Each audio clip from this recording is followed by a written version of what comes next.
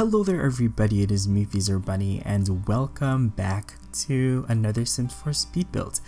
So today we are back in Newcrest for another episode of Redesign Newcrest.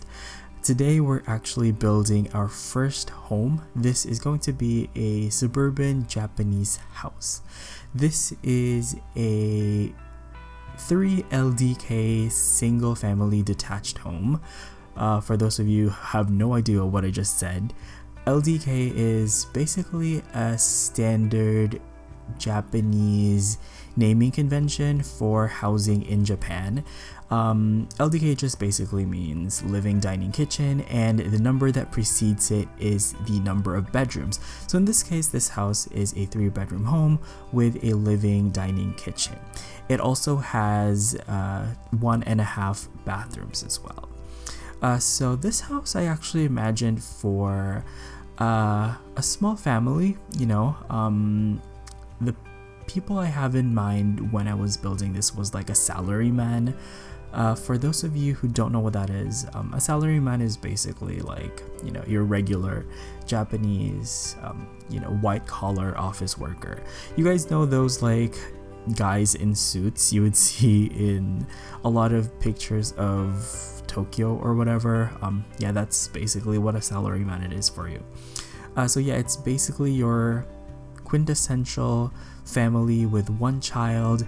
The mom is a stay-at-home mom, the dad works at the office during the day, and the kid, who I imagine is a daughter, they have a daughter, is someone who is really invested in doing well at school. Basically, that's the family I imagine living in this house. Very vanilla, but I think that's kind of what I wanted to go for this house, simply because it's kind of like still the early stages of this series. Definitely as we go on, we're gonna be getting to see some more interesting characters, but for now I just wanted to do like a more vanilla type of household, because they do exist and I feel like they really complete the whole community sense of this neighborhood that I'm trying to achieve, basically. So for the house itself, it's pretty basic, honestly. It's your cookie cutter suburban Japanese house. That's kind of like the design that I went for. Definitely not something I would probably design myself. I think that's the approach I did for this series, is that I'm not designing based on my preferences. I'm designing based on like the characters that I imagine would stay in this house. So yeah, as for the house itself, I am actually really happy with how it turned out. Kind of reminds me of your basic house you would see in like anime backgrounds, if you guys get what I mean. So yeah, it's very kind of like suburban Japanese, which is exactly what I was going for. So before I forget, I know I said in the last video I did for the series, it was the Japanese temple build, I mentioned that I had a little extra bonus video for that speed build, because I cut out a little part of that video, but as I was editing it, I ended up with like a 5-minute long speed build, and to be honest, I didn't feel like it was worth it. I will showcase the whole entire world once we're done with it anyway, so I decided to just not make an entire speed build out of it, because to be honest, it was like a 5-minute video. So yeah, you'll see the things that I did there in the final like overview for this world, which is probably a little bit of a ways to go still, but yeah. Also, you guys, I hope you're keeping safe. We all know that there's this pandemic happening, so I hope you're all taking care of yourselves and looking after yourselves. I am so worried and actually really stressed out, but yeah, it's all about having a positive attitude, and definitely listening to the advice of health experts. So yeah, I hope you're all keeping safe. We're now moving on to the interior of this house.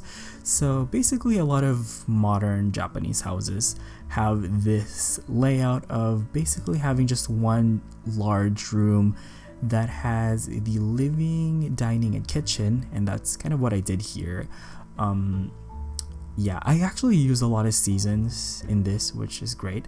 You guys might have already seen that in the entrance I put a genkan, which is kind of like a stone floor, lowered down level, like just in front of the front door, and that's basically where you would leave your shoes. Very, very traditional aspect of Japanese architecture that has still been retained even in modern houses. And here we are adding a very traditional detail to this house. Now I gotta say thank you to everyone who helped me on Twitter, because I wasn't quite sure what I was doing here, but this is a kamidana. It's kind of like a household shrine where, you know, family members would make offerings of like sake and offer prayers to, you know, their you know, family members, I guess, or ancestors. So yeah, I just really liked having this little detail because I feel like it makes it look really authentic. Some people on Twitter did show me some like modern looking designs for this, but I did go for like a more traditional looking one. Kind of reminds me of a Shinto shrine actually. So yeah, I was really happy with that. We're now moving on to the kitchen actually, and basically for the kitchen I had to like overlap a bunch of like overhead counters because I wasn't quite getting the look I was going for. So I had to like overlap some of them. Unfortunately, there's a little bit of glitching, but it's not that obvious. So yeah, just ignore it. I just went for this really white kitchen, really basic layout in terms of like Japanese kitchens, I would say. And this actually is a little bit bigger. Like I did make it a little bit spacious because I did feel like the family living here was a little bit more middle class, like, you know, they could afford a little bit of space. And to be fair, I had a lot of space to work with in this lot. This is definitely a much larger lot than, you know, what you would expect to have in Japan. You know, I did mention that we weren't living in a big city, maybe like an outer city or like a suburb or something. That's kind of like the place where I imagined this. So I think that many houses in that kind of setting would probably be a little bit bigger. They would probably have like actual yards. So we are now moving on to the bathroom area, which is actually a bunch of rooms that are separated, which is very traditional for Japanese bathrooms. So this one includes this laundry area. So yeah, this is kind of like the foyer to the actual bathroom and toilet. The toilet is really, really small actually. It's just like a 2-tile room, but you know, it is what it is. It works, I think. I use a lot of Tiny Living actually. I really like that pack. It feels really modern but still really stylish as well. And there's also one like actual bathroom with a bathtub and a shower. Upstairs there's also a toilet area as well. So yes, you will probably notice that I kind of forgot to include like a hamper. The laundry still works without a hamper, but I did make sure to put a hamper in the second floor bathroom. I also put a garage. I'm not sure how common like garages are in Japan, but I just put this like, you know, garage extension on one side of the house. And yeah, you know, I put like some trash bins because I know that Japan is really particular about segregating your trash. So I wanted to make sure I had that aspect covered. We're now moving on to the master bedroom, and to be honest, this is a pretty basic room. I really didn't see a lot of design for, you know, Japanese master bedrooms. They tend to be really simple. What I did notice is that they had a lot of storage. They had a lot of like closets. So I made sure to incorporate that in this build, but overall it's pretty minimalist design, I would say. Even the furniture, I just went for like some really basic looking ones. I guess what's special about this room is that I put like this little traditional sitting area, I guess, where you're supposed to sit on the ground, but obviously we don't have that feature in the game, so I just put like some meditation chairs. Yeah, so your Sims can still sit on them and, you know, pretend like they're watching TV. I will actually replace the TV with the setup from Tiny Living, because I feel like it looks a little bit better. I feel like that thing looks like something I would see in, like, you know, a modern Japanese house. And now we're moving on to the next bedroom, which is actually the teen's bedroom. There's another bedroom in this house which is furnished as an office, but I won't include that because it's an office, you know, it's a pretty boring room, if I do say so myself. If you want to convert it into something else, you can do that. If you want to make it into an extra bedroom, go ahead and do so. It'll be pretty easy to do that, but you'll see it in the floor plans anyway, which I will show towards the end of this video. But for this teen bedroom, I actually really enjoyed it. I don't usually do a lot of teens bedroom, to be honest, but I used the color purple for the color scheme of this room, and it's kind of an unusual choice for me, but I actually really enjoyed it. I really like how kind of feminine it was, to be honest, but you know, not like really crazy Barbie, whatever. There's nothing wrong with that, but that wasn't really the look I was going for. And yeah, I put some clothing and shoe racks over here, a desk obviously, because as I mentioned earlier, I imagine the teen to be really into her studies. She's probably doing really well in school. So yeah, I will put a little bit of clutter in here as well, just to, you know, give this space a little bit more personality. So yeah, I used quite a lot of decorations from Parenthood. And yeah, overall I really enjoyed this room. I think it's probably the favorite in this whole house. Yeah, I feel like because it has a little bit more personality, it's my favorite room. Okay, here in front I am doing this fencing using items from bb.show hidden objects, and these fences actually don't work as fences. Like, the Sims will still walk on them.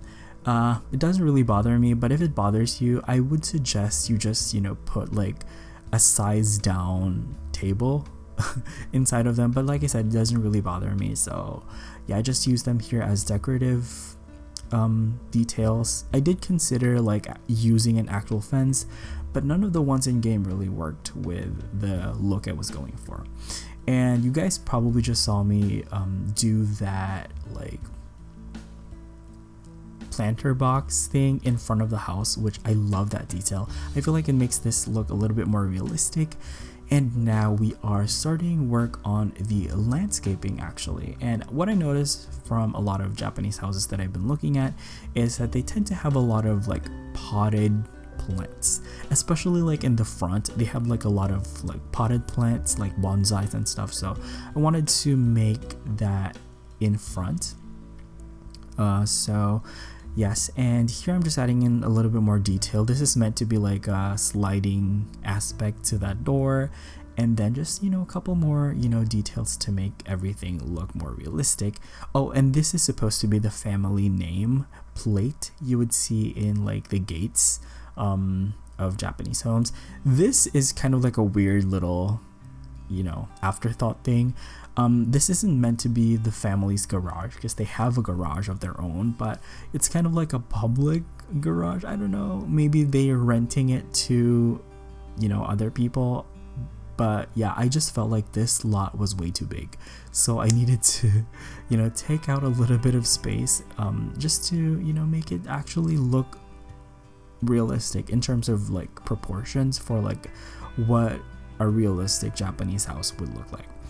And now I love this detail over here of this garden at the back. Here I'm using some planter beds.